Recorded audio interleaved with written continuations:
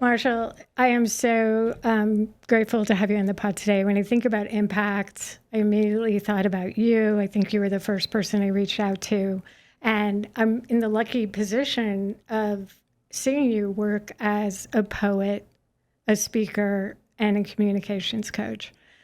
As a poet and speaker, I've seen you perform on stages in Sir Christopher Wren cathedrals in London. There was this famous scientist, and we met in his building in London. I'm trying to recall his name, and you performed there. And then I saw Yeah. you perform in Miami. And as a communications coach, you've helped me on a talk that I delivered at Duke University, and recently helped me with a talk that I delivered in Dubai. So I personally know how impactful you are, and it's such a privilege and honor to have you on the pod so our listeners can experience some of the magic themselves. Oh, happy to be here. Cool. All right, let's get into it because we have a lot to talk about. So let's start with Marshall. What would you say is your moment of impact? If you had asked me that question 3 months ago, I think I would have had a very different answer.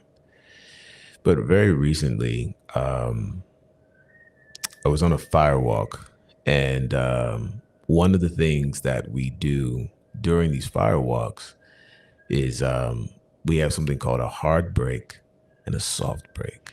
So the hard break, it's wood, and you place on the wood what it is that you're breaking through, and then you write on the other side what it is that you are breaking into. Mm-hmm.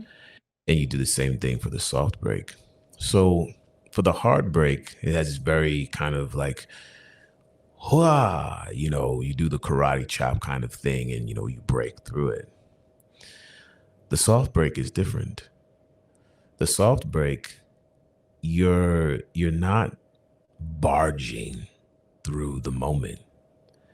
You are allowing, and the body passes through it. It even sounds different. When you do the hard break, you can hear the board snap. Mm-hmm. But when you do the soft break, the board, when it hits the ground, it sounds like a chandelier because of the texture of how the impact was made.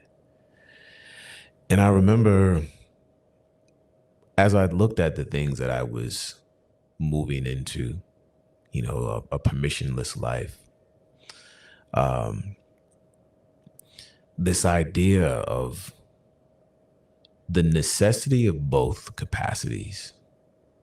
There is a need for a hard break. Sometimes you have to be firm, and you have to push through, and you have to have the full weight of your force potential.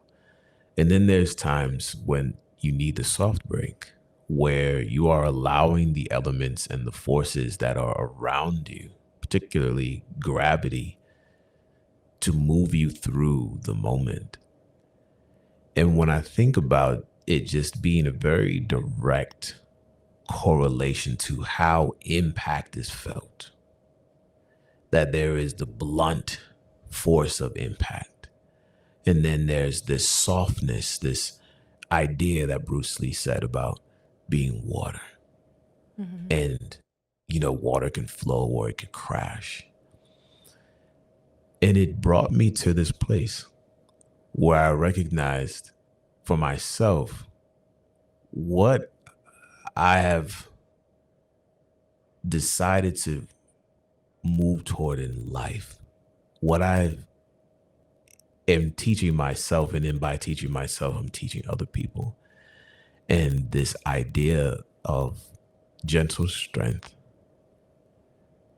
was the emergent idea, teaching people to be strong enough to be gentle with themselves and with others. And so this sense of having a very visceral, it reminded me of the things that the experiences like with the young lady and the suicide prevention work. It reminded me of dealing with law enforcement. It reminded me of working with hostage negotiators. It reminded me of every time I've gotten on stage to share ideas. It reminded me of all of these things. And that really is what we all want, to be strong enough to be gentle, to be strong enough to restrain, but knowing that we have the strength if we need it. And that it made everything make sense in a way that wasn't just bound in words. I could feel it. I could feel the difference and the necessity of that. And so for me, those moments of impact, quite literally, gave me a reframe of how I show up, why I show up, and what it is that I strive to become.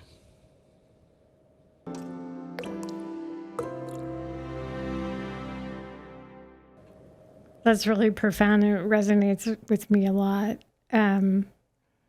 especially the soft break.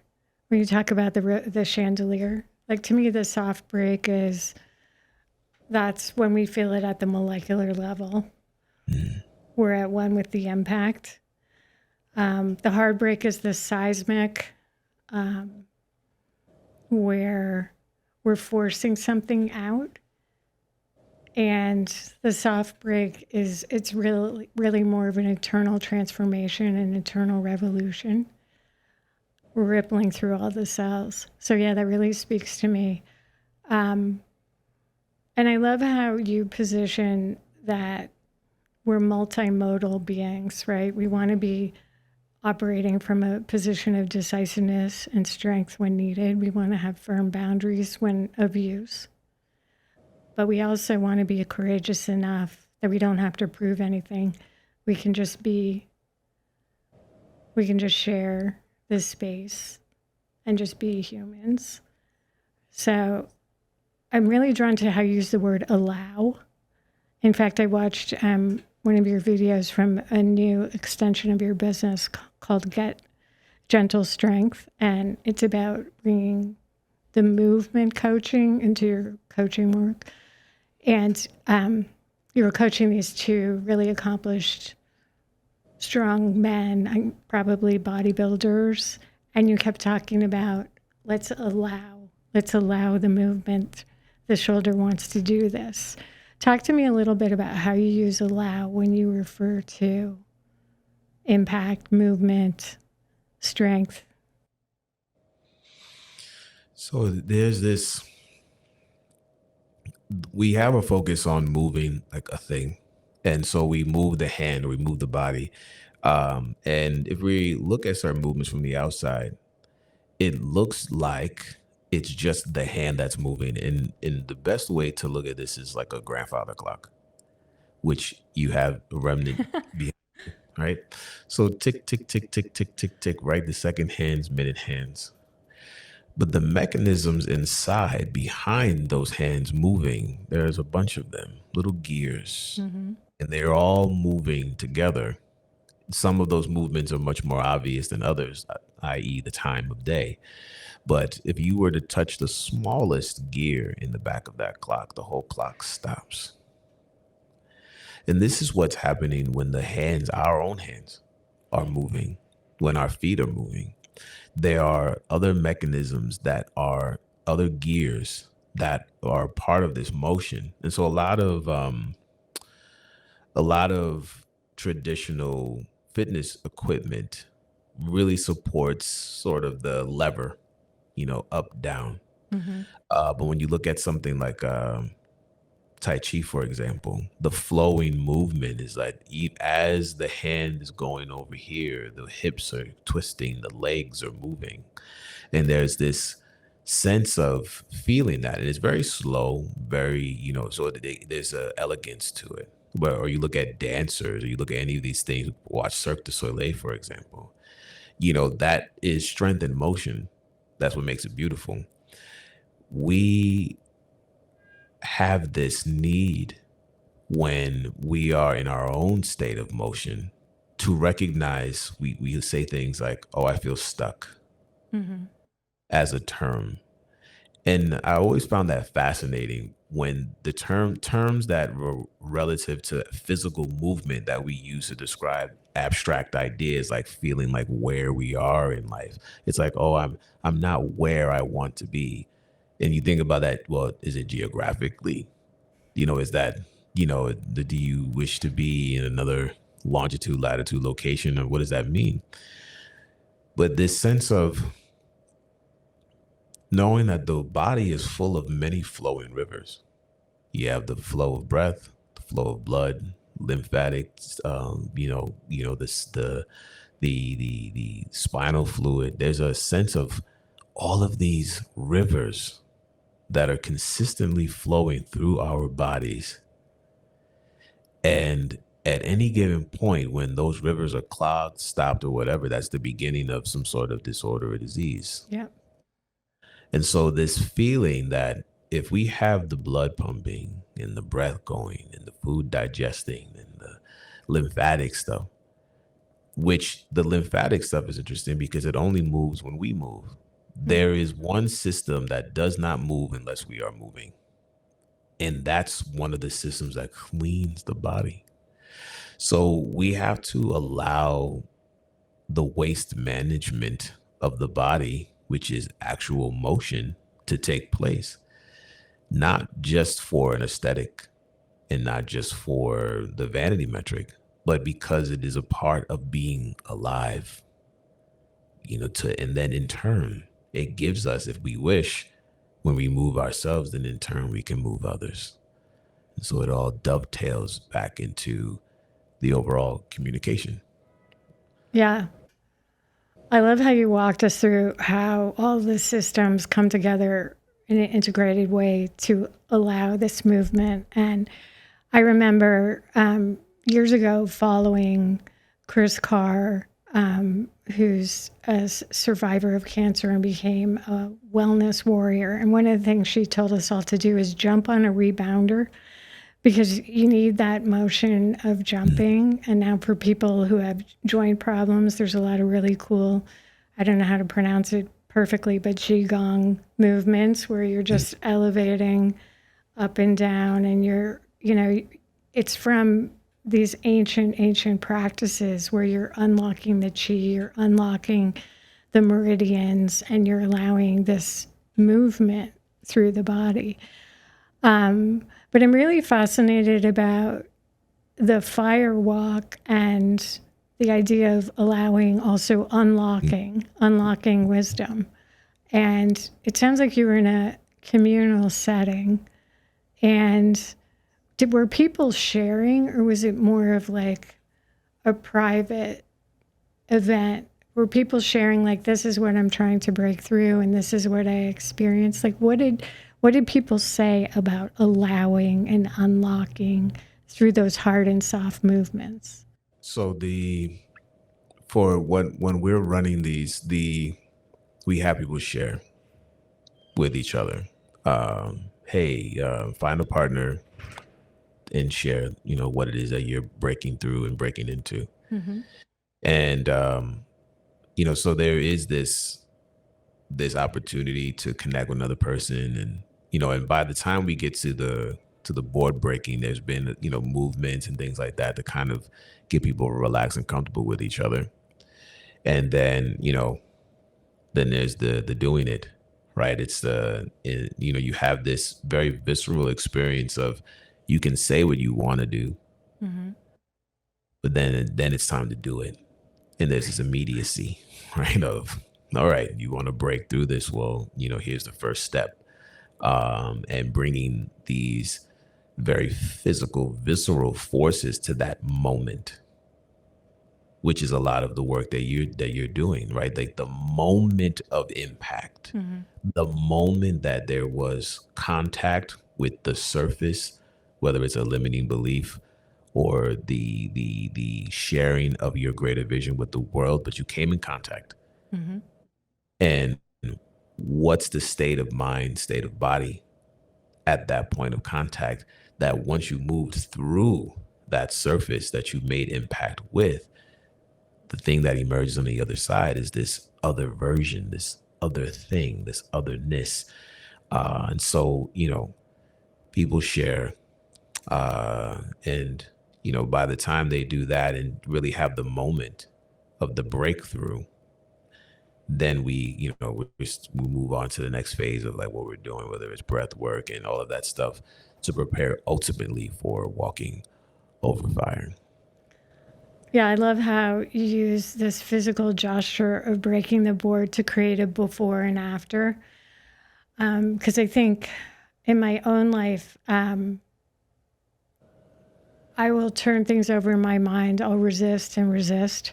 And I need some type of a catalyst to actually propel me to create the action that's going to define the after.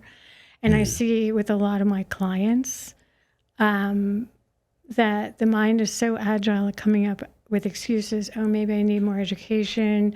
Maybe I'll do that when the kids leave the house. Now's not the time to start that project. It's too overwhelming. And anything you can do to create this before and after and have this singular focus where the transformative event happens and the person gets to the other side and starts to do the creative thing, I think is so important. This the reflection of the before and after, that's the first thing that I'm just like, yes. And then the other thing that I'm looking at is when you said that the mind is agile. There is a system very recently identified that is connected to all of the limbs, but it's not for the movement of the limbs. It's for the planning of what you're going to do with them. And so this part of the mind is the physical embodiment of your intentions. And one thing that we're really good at is we can put language behind trying to convince people that we're gonna. Yeah. But that's where the voice comes in, because the voice is going to carry the sonic signature of that action plan. And that's where we start to call BS with Right. people. Where you're like, you said you were gonna do that, but I can hear that you kind of are not, right? And sometimes we ignore these things, and then I was at I think David Meltzer had this like thing where one of the guys was saying sometimes we're so attached to the feeling of being right that we won't address the moment that we knew that there was a misalignment just so that we can be right later. Go, I knew it. I knew this person wasn't going to come through. And it was really like, wow, you know what? Just the idea of being right. What is our mind so desirous for that outcome that, like you said, oh, it's not a good idea. It's not the right time. It's not, Yeah. and then what are we moving the goalpost towards? Right. To be right about what? To be right about this not being the right time, or to be right about it was and we took the chance and then Exactly. shifted the perspective. What do you think about that? I couldn't agree with you more. Like, do you want growth or do you want comfort? Because if you just, your subconscious mind is designed to keep you in stasis and never take that challenge, then you're never going to get rejected. You're never going to get humiliated. You're never going to fall on your face. But you're also never going to grow, connect, love deeply, fully express who you are, live your destiny, right? And so in my work, and I know in your work, and plus your work does many other things as well, we try to create a sense of urgency and have people realize a lot of those voices you're hearing in your mind, it's just because your subconscious is so clever, it's so stealth. It talks to you in the language that it knows will keep you committed to the couch and saying, I'll do that thing later. I'll do it in the future when I have, when I lost 10 pounds, or when I'm have more education or where I'm ready to show up for the thing, which is not yet. And that's why I just think that something like coming together to do a fire walk that you mentioned, so impactful, or your work focused on coaching people in person on movement, it's so important because we're now so reliant on these AI models. And a lot of people are saying, oh, I don't need my therapist. I don't need my coach because my model knows me better. Your model is also hearing your subconscious express, and here's your resistance to growth, and here's your fear response, and is going to accommodate those things, and is going to course correct, right? And so you're going to be going down the highway of life, going off on all the exits with your AI model. But when you're in a human room and people are, like you said, calling out your BS, hearing your voice as the signature of your intention, are you really going to do the thing? What's really stopping you? What really is the fear? Let's shine a light on it and let's figure out how we can move through it together. I think it also just really points to the necessity of human connection. I'm all for using the AI tools in the right use cases, but in mastering our psychology and trying to move ourselves forward on the growth vectors that are our destiny, I'm not sure it's the right tool. So over to you. Yeah. The connections piece. When I was at the super training gym with Mark Bell just the Tuesday, and he pulled out this picture he had taken of a tree, and he was very fascinated by it because its root systems were above the ground, so you can see for a distance away from the tree. And one of the things that is an underrepresented part of why we're here together is just that image. Most of us, when we see a tree, we see the tree stand alone. But there's two things that are fascinating about trees. One, above the trees, they've noticed that there's these patterns. The trees don't sway just with the wind. They actually sway in these patterns that allow the sun to come in with even distribution from above. So that's what's happening above the trees. Then below the ground, obviously, you have the root systems. In the secret life of plants, the one of the things that he talked about was when trees are on fire, through the root systems, they send the nutrients as far down away from them as possible to the trees that are still alive. And just one, I think that's just a beautiful. Um, it's an analogy, I believe, of mentorship. Not that as we age, we then pass on what we have to the youth who are fresh, the teenagers, the young 20-year-olds, fresh out of college, whatever it is, we pass down our knowledge because we can only use it for so long. The idea of obviously being on fire is a very immediate thing. Right. But how many times do people, when they are aware of their mortality, change Right. the way that they choose to live?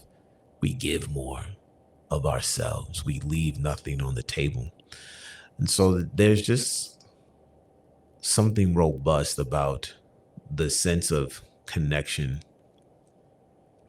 Even Love and Survival, they found that people that did all of the healthy things, they would, just drop. And then people who did all the unhealthy stuff but had strong social relationships would live long. And these doctors there was a bunch of them that were trying to figure out, we don't get it.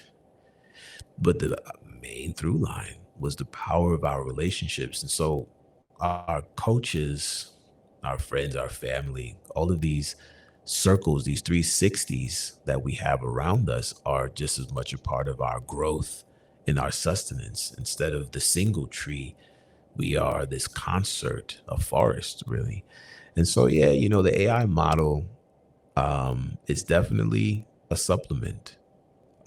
Just like everything else all of our tools that we have in our hands, they supplement.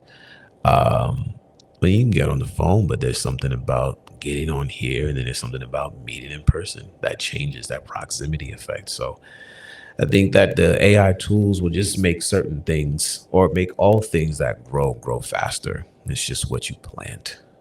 I Exactly. believe that, you know. Yeah. Yeah. So we're all trees, but we need our forest. We need to tend our forest.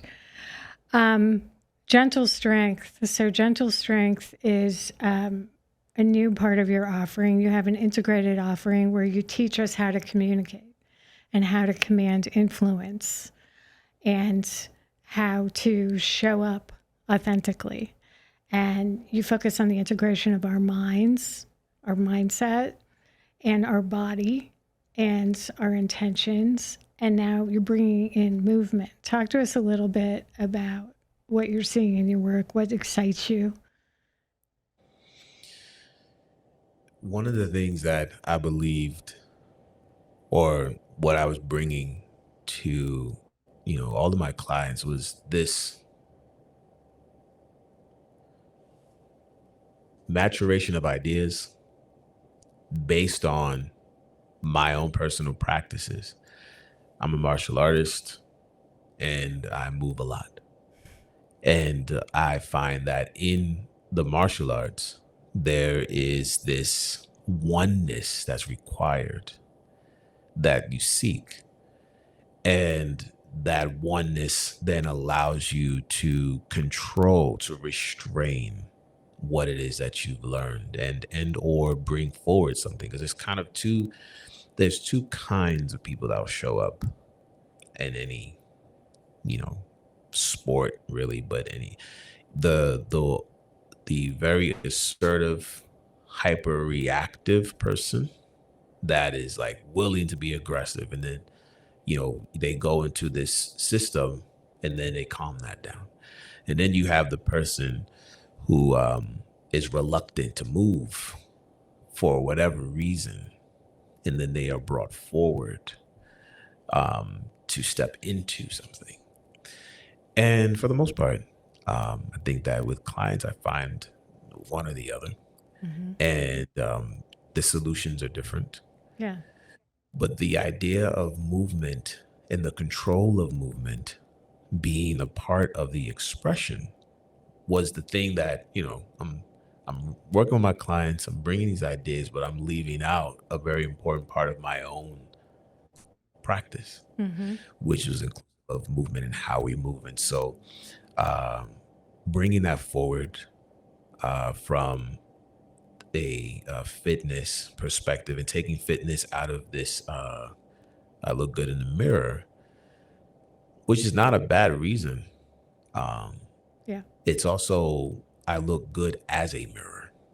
Oh, So, people want to see you when you walk in a space and you carry yourself a certain way, and they want to see themselves reflected in that. And, that is the offering that we make to others when we show up. Even before we say a word, we communicate. And so bringing this forward to people is the what I believe. You're looking at the physical architecture, the vocal architecture, and then, you know, seeing what comes up so that you can bring forth the version of you that carries. yeah. It's holistic, it's authentic, it's integrated. And I had my own dance with the martial arts for 15 years doing karate, Shotokan karate. And it was interesting because it started when one of my sons was 4 years old, and we went on vacation in Florida, and we were staying at this hotel, and there was this balcony, and he had his Spider-Man costume on. And he decided that he wanted to climb to the other side of the Spider-Man of the balcony so he could scale the wall. He was 4. And it was Okay. like 5 stories. And I'm like, okay, I'm not sure that's going to work, but let's enroll in karate. That's right. And all 3 cents studied it. And I was like, what am I doing on the sidelines? So I enrolled in adult karate, started as the white belt. And I just so resonate with the principles. Like we're trained in the law of Bushido, and really to people think that the martial arts are about aggression, but they're really defensive. The critical thing in karate is the escape, not the punch. Black belts are like exceptional at everything, but they're so fast on the escape. Their sense of what's coming is so honed, and it's really fascinating. And really getting the stance right, and thinking about how you're anchoring the body and having the alignment and the congruency. And then I love the sparring, but truly what I love so much were the kata, which are these like ancient dances. They're routines where you're demonstrating the moves, and it's very fluid. It looks like Tai Chi or Qigong or one of those. And it's been performed for since ancient times. And the synchronization of it, and the sense that generations have been performing the same thing before you, it's such a special ritual.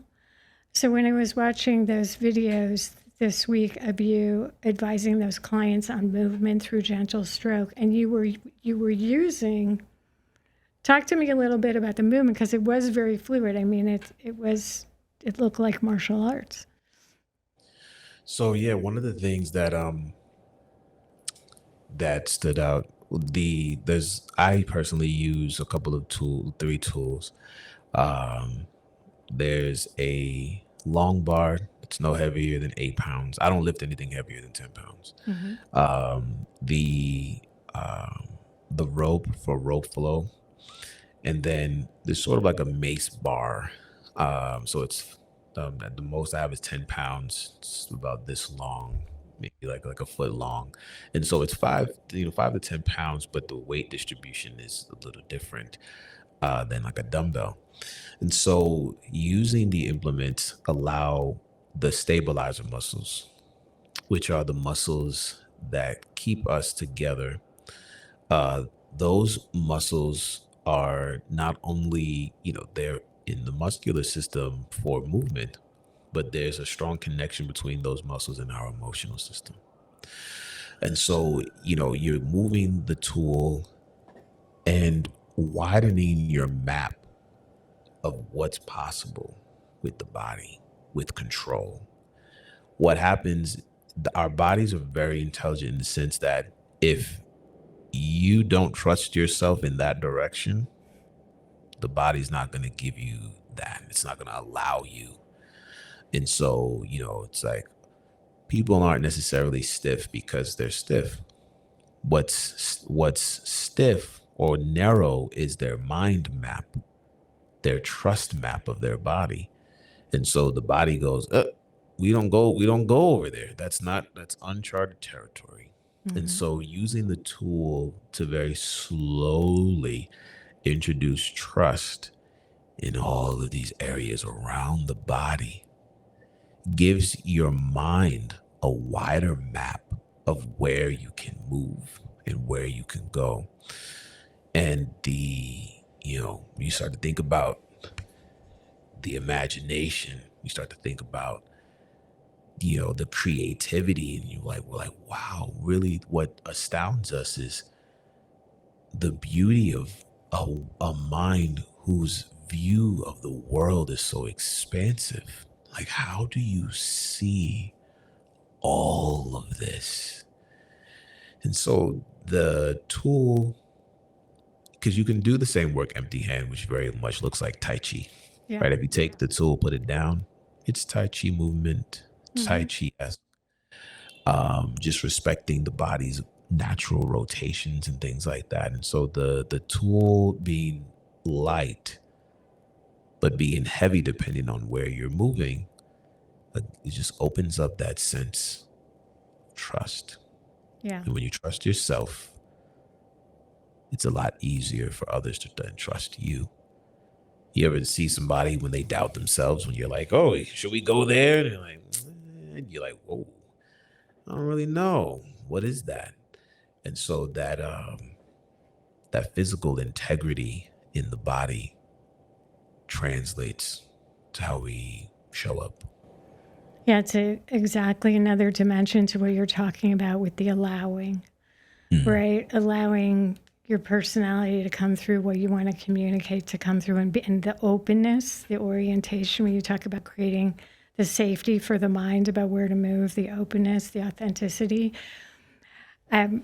We got to move to another section, but I can't resist saying, like, okay, all you women like me out there, women of a certain age, who got told this, the solution is the Wonder Woman power pose. That's how you're going to look authentic. You go, girl. 5 minutes before you go on stage, you just hit that power pose. You give me 2 or 3 deep breaths, and you are going to drive that keynote. And to me, it was such a subversion of what creates true power, which is this openness, this authenticity, this grounded, rooted stance. And who am I? What am I trying to communicate? How is this going to serve the audience? How is this going to move the audience, right? So let's move to your work as a poet, a speaker, and communications coach. You talk about poetry as a form of reflection and discovery. And I think that's so rich. I'd love to hear you speak on that. There's the looking at reflection and thinking about mirrors and, the in the mirror as a mirror perspective. The excavation that comes from writing from what you create or writing creatively, you're looking at what you are creating. You're looking at your worldview. You can see, do you lean more towards victimhood? Do you lean more towards honor?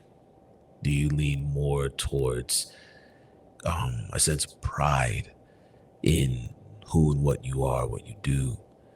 And you also get to see the obstacles, the things that stand in the way. And I think sometimes, and I could be wrong, but I do believe that most people look for, or some people can look for, like a thing that just makes it all go away. And I wouldn't even watch that movie. Imagine you go to the movies, Lord of the Rings, Frodo just walks out of his house straight into Mordor and walks home. And credits roll. You know what I mean? Like, that's not what we want. That's not what we want. We want to see the overcoming of the obstacles, and and then once you do that, you come home with the story, like, these obstacles can be overcome. Let me show you how. And so sometimes taking the writing, you're able to see your own perspective about the obstacles. Do you see an obstacle and do you believe it's insurmountable? What's this? There's this one thing that I just can't seem to. And then we recognize that, okay, well, this is maybe somewhere I need help.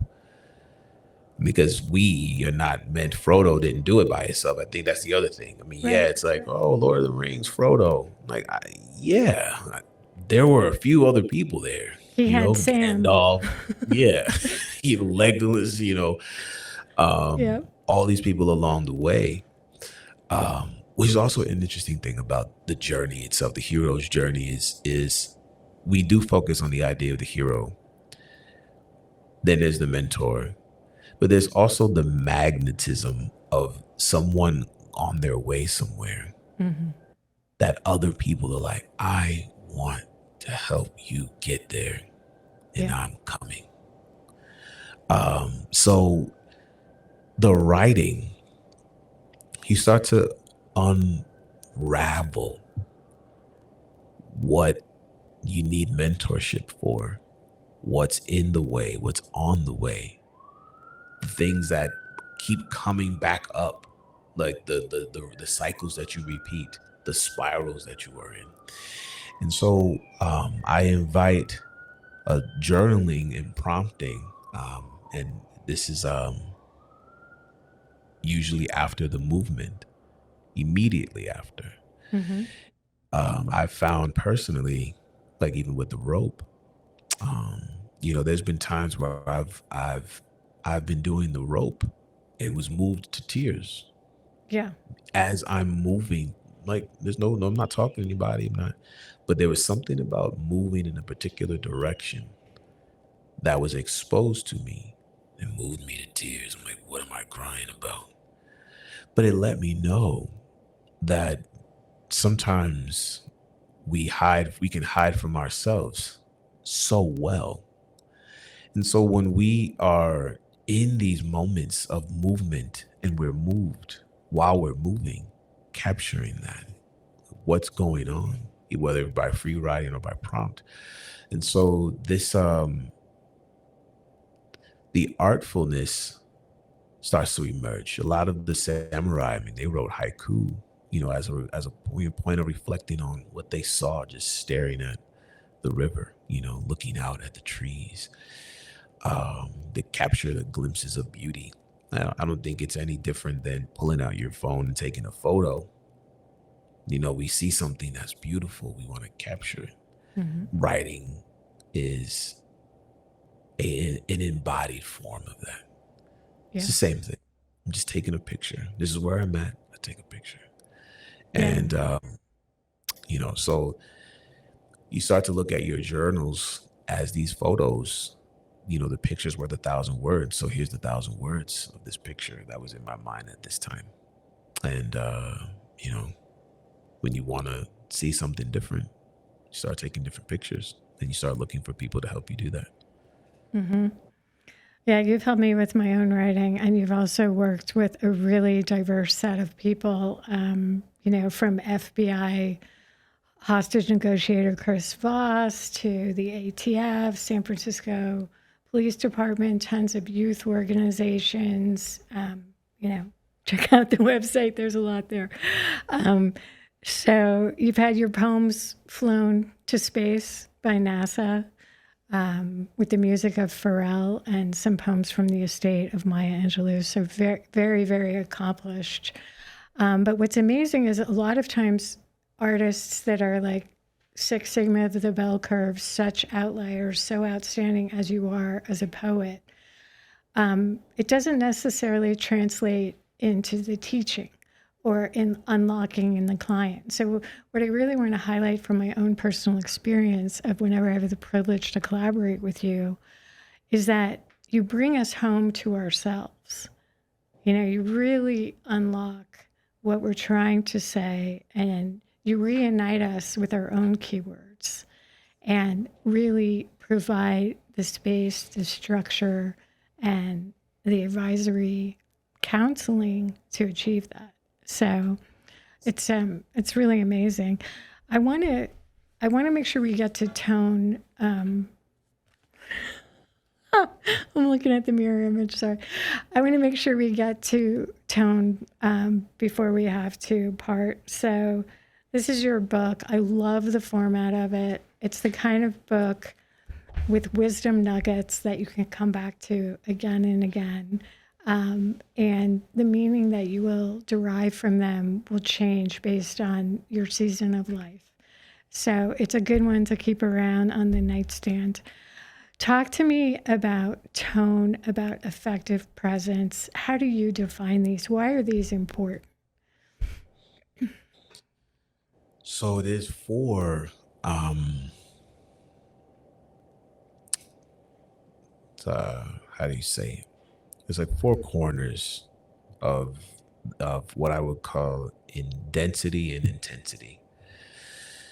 And so you have soft, hard, soft, hard. So you have what's being said and how it's being said. So soft. What's being said is a soft thing said softly. soft, hard. What's something that's soft but said harshly? Then you have hard, soft, something that's difficult and heavy but softly said, and hard, hard, something that is difficult and also said harshly. These four quadrants are the tones and tonality with which we can communicate something. And all of them serve a purpose, and all of them are necessary. And sometimes there are people that live in one of those quadrants a little bit more than the other, and then they Mm-hmm. have to move. So let's say, soft, soft, they never say anything that's difficult, and they always have a very soft disposition. Like, okay, well, and then you have hard, hard, which is like everything is like a level 10 and it's always set at a level 10, right? Those are like super extremes. Yeah. And so there's no difference between the body's intentions and our tonal inflections. So what people hear is not what's happening now, they hear what's happening next. For example, you say like, oh, are you going to have that thing by whatever? And someone's like, no, or yeah, I'll get to it. You hear the sounds of a lack of urgency, like their body is not going in that direction. Mm-hmm. And we sense this, and we can either identify it, call it out, deal with it, or not. And so the things that happen with our tone not only affect our communication, but also when we look at our children, we look at our relationships, we're, either, bonding, we're either setting a boundary or developing a bond. We oscillate between those things. And so there's boundary tones where it's a very clear no. And then there's bonding tones, which allow this entry. And so these things aren't separate. We harden the body when we want to become a wall, and we soften the body, when we want to allow. Mm-hmm. And so the tone of voice, context, when you think about, the context of the interview for what they call in the ATF, they call it the interview. When they ask you, where you were on the good cop, bad cop stuff you see on TV is not always how it's done. Okay. They know that people are not necessarily inclined to confess to stuff under certain circumstances. And so, you hear some of the conversations that they have with like some of the craziest criminals on the planet, and they sound like they're talking to their friends. Why? Because this is a very difficult thing to talk about, but in order for this person to feel comfortable talking to me, they need to feel invited and unjudged. The gavel, when the judge, pow, right? That's the moment of impact of the harsh, the sentence, 25 years to life or whatever you have you. But up until that point, to even get to a place where someone is like, there's a sense of a need to feel like they're not being judged. Right. Right. And that, what fascinates me about this is, there was a book called Get the Truth. And there was a line where one of the people, as they were getting carried away, turned to the person that interrogated them and said, thank you. They were going away for a long time. And they said, thank you. We all are aware of consequence. But there's something about keeping our dignity that allows us to accept, like, you know what? Yeah, I messed up. But when someone can talk to us in a way where it's like, it's like I did a bad thing. I'm not a bad person. Mm-hmm. That all comes down to how. Then the tone.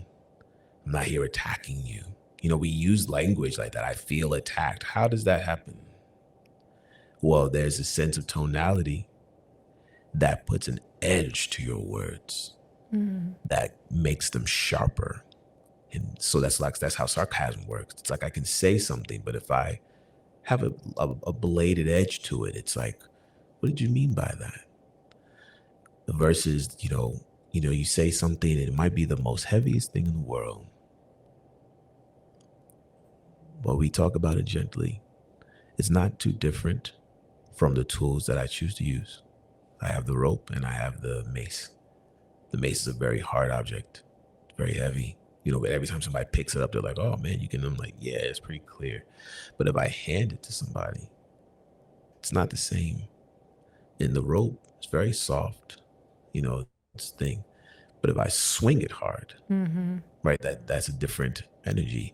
And it's the same thing with tone, so we it all they that whole idea about how you do one thing is how you do everything. I tried to counter that. I was like, nah, I don't know. I think people just say that just to like say it because it sounds how you do one thing, how you do everything, and you're judging me. But as time goes on, I'm starting to see that maybe there is something to that.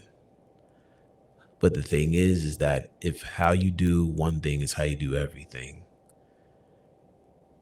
then giving yourself more how-tos would be valuable. Because the how, I think the why became such a big deal. Simon Sinek could start with why. And then he had what, and then he had how. But one of the most searched topics on YouTube starts with how to. Right. So there's a huge value in how something is done. And tone is the how you want to manifest, how you want to show up in the moment that you speak. So this idea of tonal influence gives people the tools to change how, because that how determines whether or not what you say comes across, at least to the best of your ability. Doesn't mean everybody will just all of a sudden fall in love with you and do everything you say. They might. But they could. You give yourself your best chance. That was very rich. I love that framework. In fact, you've created this through line through the whole conversation when you opened to talking about the firewalking and exploring the hard break and the soft break. And then you reclaim a very similar framework here when you're talking about the expression and experience of tone, when you have the soft, or you have the hard, but you also have the other two quadrants, right? And what you're really talking about is choice and intention. And what do you want to allow to infuse your communication, right? And how do you create this sense of congruency between your intention and its expression? And that's what I find you to be so incredibly exceptional at, is creating this sense of congruence and authenticity of expression. And I think you just kind of gave us the starter toolkit anyway. Like, everybody go home and think about what quadrant is your tone coming from, and what are you truly trying to allow the expression of, and how do you want the listener to absorb it? And if any of those things are not aligned, rewind this episode and you'll have the magic. So I want to touch a little bit on some work that you're doing really quickly, because we're about out of time, but on AI and filmmaking. I saw you offer something in Los Angeles recently and sold out like that. Talk to me a little bit about that, and then we'll go to the closing question. So, well, the work that was with Sony, and that was actually more poetry in like live writing and creativity. That was Dignity by Design. And that did really well is with the immersive creator experience in Topanga. But to move toward the AI discussion, there have been projects that I've been working on with AI infusing elements. And the thing that's beautiful about this moment visually is that you can see something and then see something at a rapid pace. Like the opportunity to make manifest one's imagination is unparalleled. I think that when it comes to the language models writing, that part when it comes to frameworks and systems really good. Um, but there's something, the richness and the seasoning of language that the language models are not there yet to Mm-hmm. create at a high level. But what they do allow us to do visually is take the language of eyesight and bring it to life. I love that. Okay, so it's really working with you to season the language, but then using the AI tools to create the matching visuals that bring it to life and add that extra dimension of feeling and presence. I love that. Let's go to our very last question, although I could talk to you all day, but you got things to do. Marshall, what brings you hope?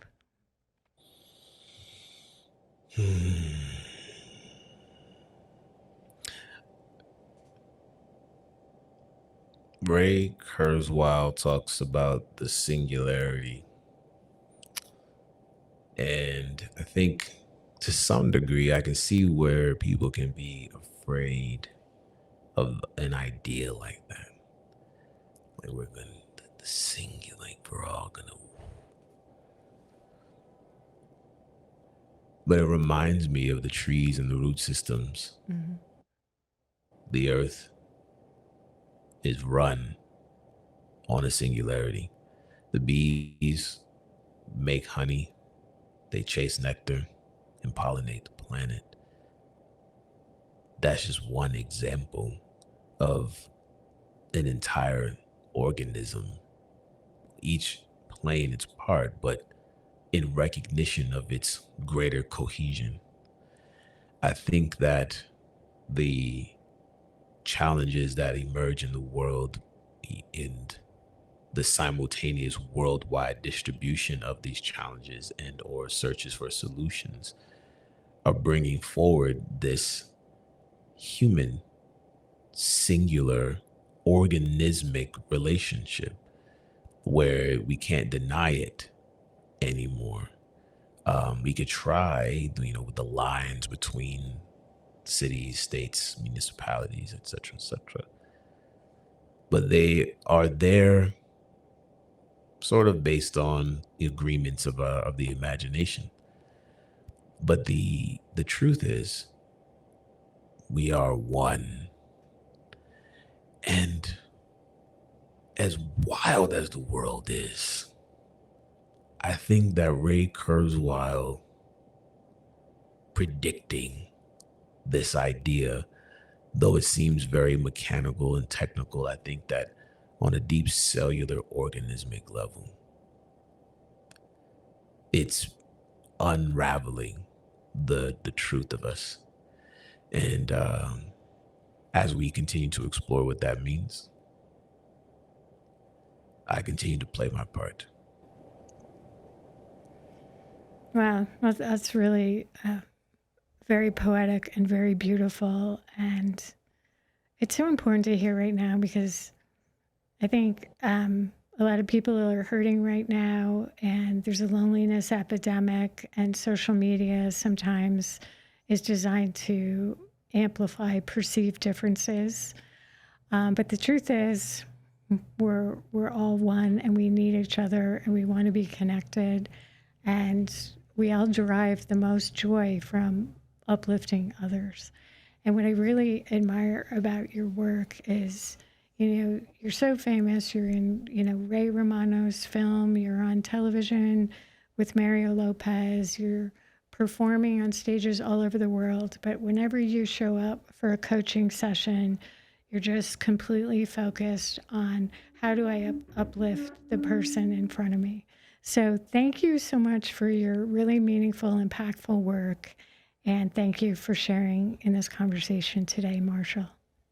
You got it. Anytime.